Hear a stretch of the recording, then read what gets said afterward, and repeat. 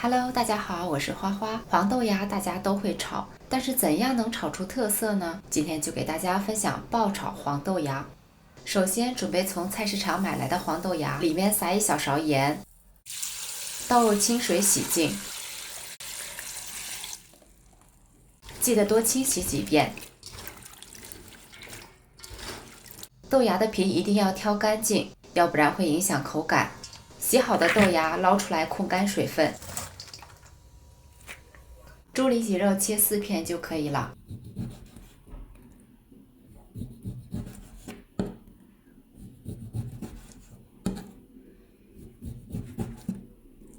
然后再切成丝，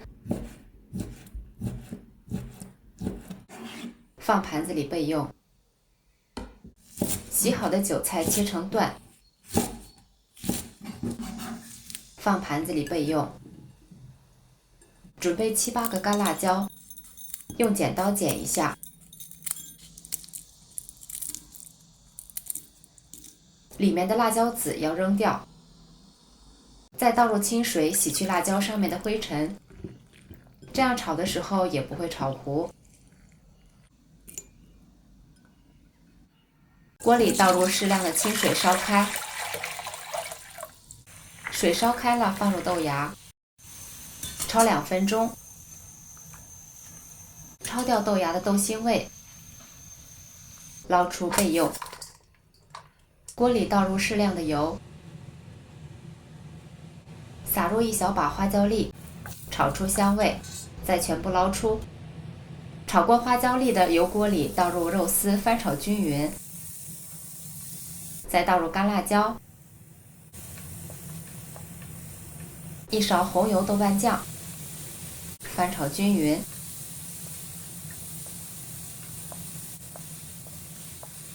放入焯好的豆芽，这个时候我们就开始调味，适量的盐，1小勺白糖调鲜，3勺生抽，大火快速煸炒。最后我们再放入韭菜，翻炒均匀即可出锅。